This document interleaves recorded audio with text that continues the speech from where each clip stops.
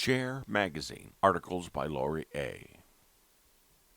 According to the 2015 membership survey, there are 3,650 AA groups in Great Britain, England, Scotland, and Wales, with between 33,000 and 40,000 AA members, and over 3 million individual attendances at meetings each year. Share is the Fellowship's magazine for England and Wales. Scotland has its own magazine, The Roundabout. The first AA meeting in Britain was held in London in March 1947, and Share's predecessor, the newsletter, appeared in January 1949. 25 typewritten stenciled copies. The name changed to Share in 1972. And its current monthly circulation is about 3,500. Share has a similar format to the Grapevine, though it has no paid staff. It is produced by AA members who rotate off the team after their term ends. It is known as Our Meeting Between Meetings or Our Meeting in Print. Each issue includes personal stories, articles on the steps, traditions, and concepts, letters, cartoons, news of groups opening and closing, and dates of conventions. The following 2 articles were published in Share in the last few years. We Are People Who Normally Would Not Mix, by Laurie A. We Are People Who Normally Would Not Mix, Big Book, Chapter 2. I used to share at meetings that I worked in a heavy drinking job. I was a journalist. I stopped saying it when I heard a man say, I work in a heavy drinking trade. I'm an undertaker. I realized then that alcoholics tend to work in heavy drinking jobs. I didn't have half a pint of bitter or gin and tonic to relax after a hard day and then catch the train home to wife and family. Once in the pub, I was there till closing time. We are the people who normally would not mix. My first AA sponsor was a self-employed building plasterer who left school at 15. My second sponsor was a milkman. My current sponsor is a retired surgeon. One of my dearest AA friends is a Catholic priest. I'm a Quaker and an agnostic. I have a precious memory of saying the Serenity Prayer with him while crossing the Sea of Galilee on a boat full of pilgrims to the Holy Land, though my understanding of the word God was nothing like his. We are people who normally would not mix. Oh, I'd have mixed with you all right in some sordid bar where I hoped to find understanding, companionship, and approval. Momentarily I did, but it was the camaraderie of the condemned. In AA, we learn we have to hang together or hang separately, that we live under a suspended death sentence with only a daily reprieve from a fatal condition. That is the incentive and discipline which bind us together. We are people who normally would not mix. In Al-Anon they say, you might not like us all, but you will come to love us each in a very special way. There's a story about an AA member washed up alone on a tiny desert island. Years later, he is spotted from a passing liner, and a lifeboat is sent to rescue him. One of the sailors greets him and says, why have you built those 2 huts on either end of your island?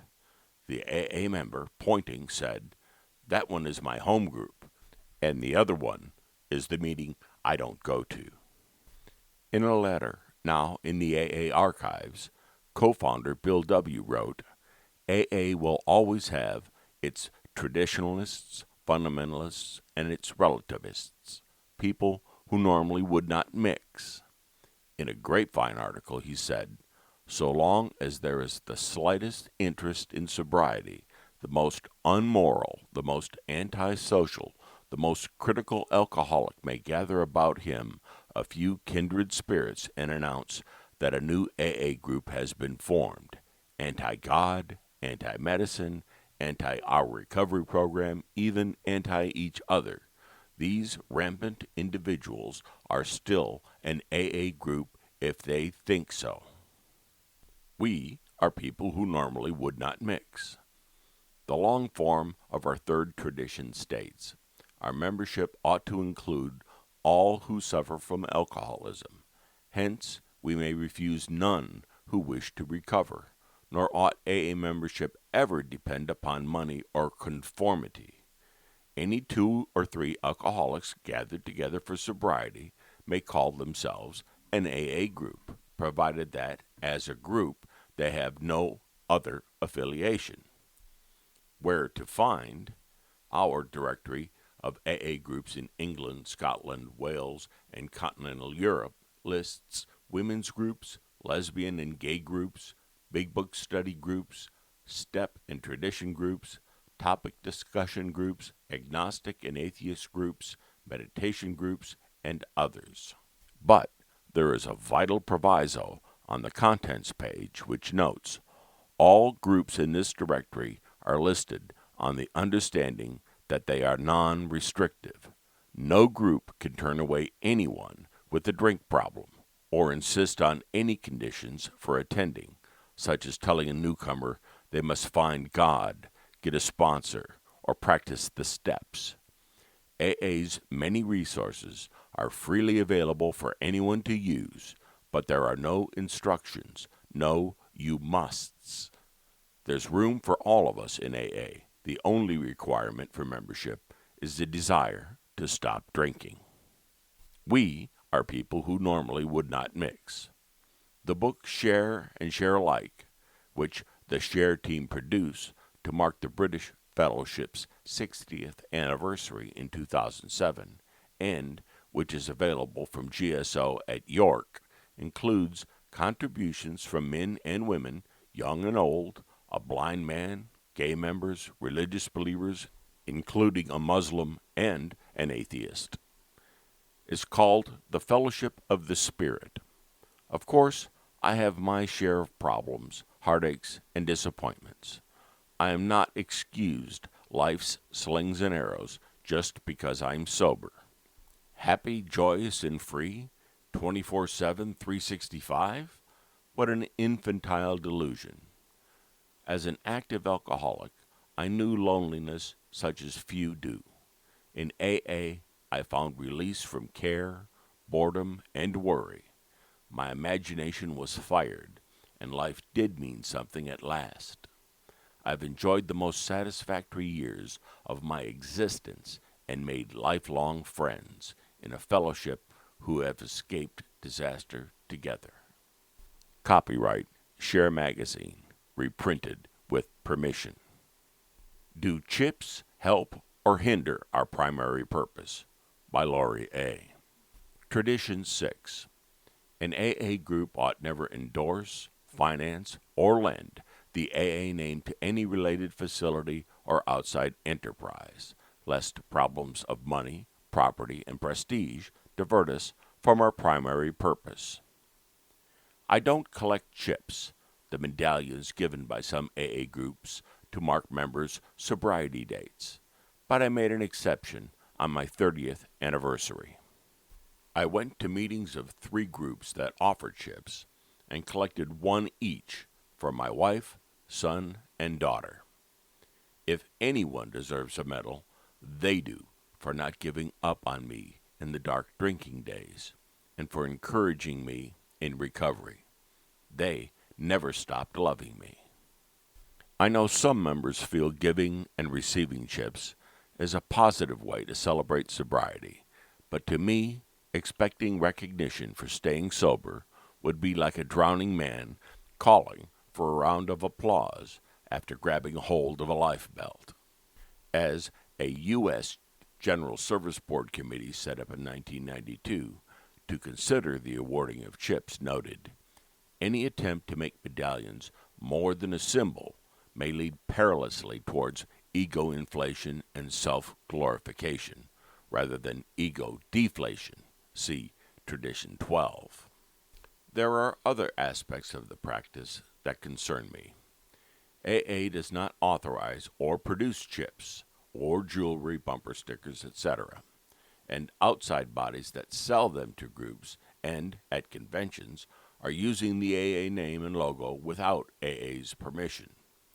Do groups who issue them pay for them with money from the pot, money that should be used to carry the message to the still suffering alcoholic? Of course, each group is autonomous, but should AA members be endorsing these products?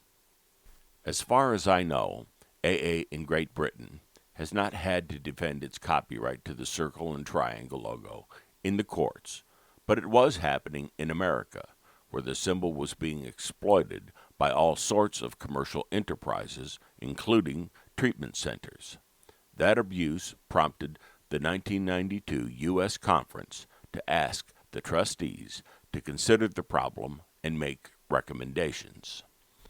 The 1993 U.S. Conference decided the use of medallions was a matter for local autonomy, but that it was not appropriate for AA World Services to produce or license the production of sobriety chips.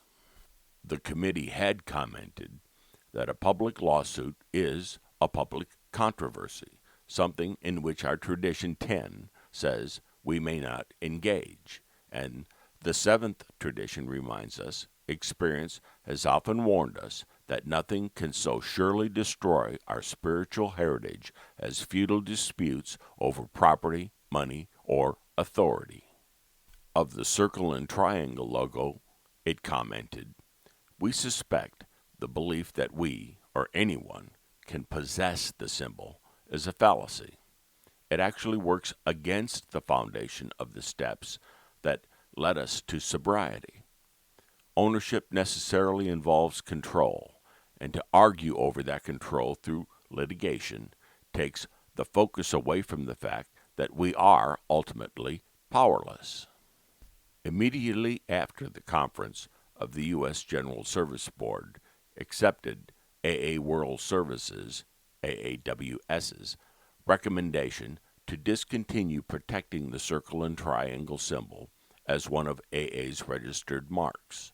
The trustees also reached substantial unanimity in support of AAWS's statement that, to avoid the suggestion of affiliation with outside goods and services, AAWS would phase out the official or legal use of the circle and triangle. As literature was due for reprinting, this symbol would be deleted. The guidelines on copyright and logos in the Great Britain AA Service Handbook notes, the General Service Board recognizes only two logos. One incorporates the words recovery, unity, and service on the sides of the triangle. The other carries the words General Service Conference inside the circle. The guideline gives examples when the first logo may be used for AA purposes and adds, NB, permission for any other use can only be granted in writing by the board. In 1990, en route to the International Reunion in Seattle, I visited Bill W.'s grave in Vermont. It was covered in chips from grateful members who had also made the pilgrimage to pay respects to our co-founder. Ironically, although Bill accepted awards on behalf of AA, he always declined personal honors, calling himself just another drunk. Copyright Share Magazine, reprinted with permission. About Laurie A.